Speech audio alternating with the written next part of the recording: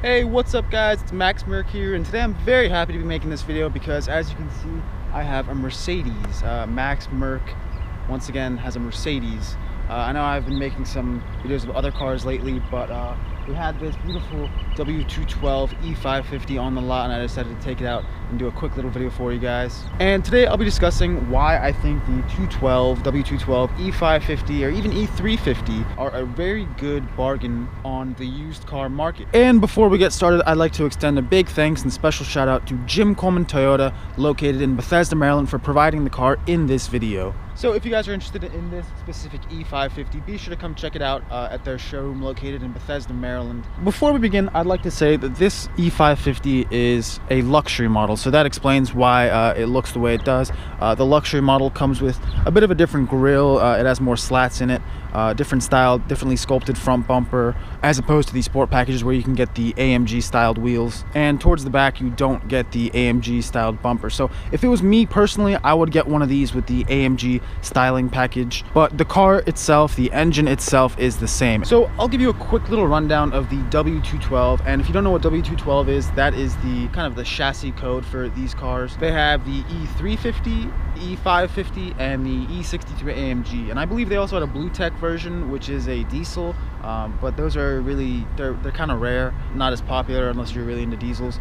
So we're not really going to be talking about that one at all. I'm mainly going to be discussing the E550 because that's what I have directly in front of me. But anyways, this specific car is pretty fully loaded, despite not having the panoramic roof, or I believe you could get the multi-contour seats, as well as Distronic, which is the radar guided cruise control. Aside from those, it has most of the features you'd want. You can see that this E550 has the bi-xenon headlights. So you can see right here, this is a xenon bulb, and this is LED right here, and you also have another daytime running light that is LED down here as well. And actually even the turn signal itself is LED. The great thing about these is that they're adaptive. So you have an adaptive high beam, it has active curve illumination, so when you go around corners, it'll obviously it'll move, and if it detects oncoming cars, it'll either turn off the high beams or it'll dim the low beam. It's an intelligent headlight. And for 2011 or 2010, they made these cars from 2010 through 2013 for the pre-facelift, and they continued from 2014 to 2017 for the facelift model. But the facelift's pretty similar, aside from body styling. And as we look inside the interior of the 212 E550, you can see that it's a very executive looking interior. It's just straight down to business. You can see this specific car has 92,000 miles on it, which is not bad at all for these cars. The E550, which is the motor that's in this car, I believe it's the M273 engine. They actually had some balance shaft issues in the earlier models when they first came out around 07, but by the time it reached the W212 chassis, the E-Class, most of those issues were pretty much ironed out. So this is a pretty reliable motor when you get it, and at least in the W212. For at least non-AMG cars, they're very, very quiet. I personally have a CLS 500 and a CLK 500, which were the V8s before the 550.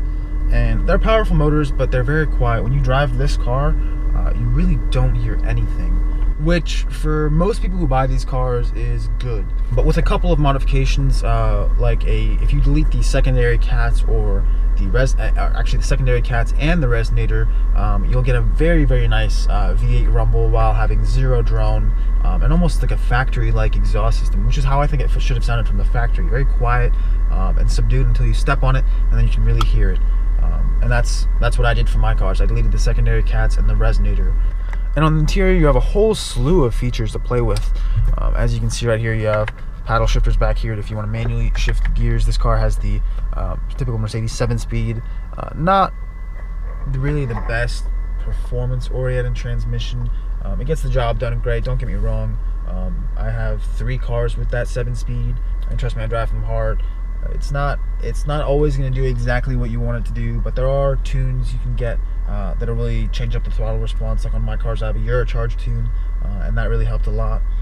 It almost woke the car up a little bit. Like from the factory, it's very just tamed, but as soon as you get the tune, it really sharpens up throttle response. So whereas before, if it would go from 6th gear to 5th or 4th, now it'll drop down with the tune, it'll drop down from 6th to 3rd or maybe even 2nd if it can. This car has heated, cooled seats, as well as the power rear sunshade. So if I push that sunshade goes right down, and as you can see right now, it's going back up. this car also has Parktronic, so you can see it has these little sensors right here, and if I put it in reverse, you can see some LEDs turn on this little sensor right here. So when you back up, the lights illuminate and it'll start beeping. And then down here you have dual zone climate control. Of course, you can just go ahead and adjust all these, and it'll actually show you in the command display right there whatever temperatures and zones you choose. So feature wise, comfort wise, this is a very, very comfortable car. I mean, look at the seats themselves. It's a very nice place to be. And then moving up to the command display, these cars pretty much have everything you'd need nowadays. I mean, I understand it's a 2011, but you have navigation. It'll show traffic. As far as audio goes, you have satellite radio, Bluetooth audio, the media interface, aux. You have everything you need to connect your phone. And down here you have your command knob and a couple buttons. So you have your eco and sport mode right here, and this is your command knob to control the display right here. And these actually go bad. So my mom's C300 has one of these, and it actually went bad. Hers is a 2008. But these will go bad because inside of here there's a plastic rod that actually is connected to the whole assembly when you twist this, and over time that's going to break. And rather than spending a whole bunch of money and replacing this whole command wheel, there's actually a fix on Amazon, which I got for mine, and it's a little aluminum or a little metal rod, whatever, that replaces that plastic one. So if you disassemble this entire thing, you can actually repair it and put in that metal piece rather than plastic, so it'll never break again. So that's a nice little tip for anyone who's got a W212 right now, or a W204, any of these cars, or is looking to buy one. That is one of those things that will fail, but it is not as expensive as most people make it out to be. You don't have to go to the dealership for that. A fairly easy DIY if you take the time to do it. And over here, this car is Airmatic suspension, so you have your Airmatic Sport and Comfort, and when I change them, you can see in the instrument cluster it says Airmatic Sport or Comfort, as well as the height adjustment. So if you push this once, you can go ahead and raise the car up, or you can raise it or lower it back down. And my CLS actually has the air suspension as well. Most people are afraid of these Airmatic cars, or they try and stay away from them, but in my experience there's really not that much to be afraid of, especially in these newer ones. When people think of the catastrophic Airmatic failures, they're thinking about the W220 S-Class, or maybe the W211. It was they'd fail way more frequently. And at those times, you'd have to go to the dealer and spend $1,000 per strut just in parts. But nowadays, the newer ones at least are a bit more reliable. But when they do fail, what you can do is buy parts from a company called Airmatic, which is where I got the air compressor for my car. So if you do come across one of these cars with failed Airmatic suspension, or if you own one that goes bad, Airmatic is a great place to go for Airmatic parts. And some of their struts and stuff are actually an improved design over the OEM one, so it may even ride better or last longer than the original. And of course, if you buy it through FCP Euro, which is where I buy all my stuff, you have that lifetime warranty. So owning one of these cars out of warranty isn't as bad as most people make it out to be, if you're someone like me who's willing to put the time in to save a bunch of money, or if you find an independent mechanic like I have one who's a specialist in these cars, and it's great. It saves you so much money as opposed to going to the dealership, who's going to do the same thing and charge you even more for the same parts just because it has Mercedes logo slapped onto it. But let's keep talking about some of the features and some of the stuff you get with this car that makes it such a good deal. This car also has the electronic trunk lid, so if you just pull that, it acts like a normal trunk. You can also close it manually, but you can also go ahead and push this button to close it, or push this button which will close it and lock the car, since it has keyless go. So if you just push that, goes ahead, closes right up. And of course, the back seat of the W212 is actually very good, and it's a big improvement over the W211. So I really hope you guys enjoyed this video, and if you're in the market for one of these W212s, be sure to really do your research and look into what the car has, because you can get these in a whole bunch of varieties. Of course, like I said, you can get the E350, the E550, and also in the 2012 year, the E550 became a biturbo V8, so meaning twin turbos, and that car has a lot more power. So if you're looking for a performance car, you'd have to go with the 2012 and up E550, which are still an excellent bargain, but they are a bit more expensive because of that engine. Despite everything else being pretty much the same, that engine, that's a great engine. But of course, the naturally aspirated one in this car is great as well.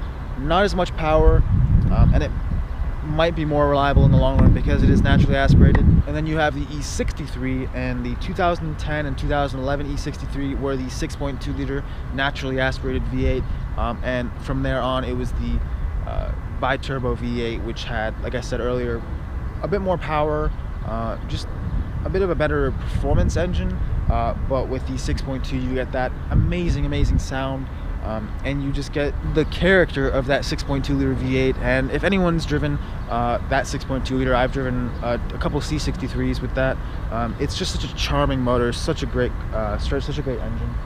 But of course they did have some issues with the head bolts, and I'm not personally sure if they fixed those issues for the W212. I believe they did not fix it. More likely than not, the 2010 and 2011 E63s are affected with the head bolts. So if you guys are in the market for one of those, be sure to check and find out if the head bolts have been dealt with, and if not, you can use that as a kind of a bargaining tool, because it can be fixed. It is costly, but that is those are a couple of the Achilles heels with these cars.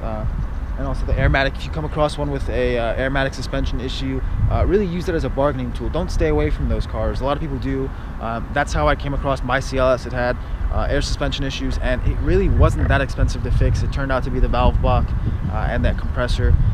So if you can get yourself a good mechanic, or if you just love doing stuff yourself, which I try to do as much as I can myself, these are really great cars. And brand new, the equivalent of this car today, brand new, would be maybe $70,000 to $80,000, and this one's listed at $15,500.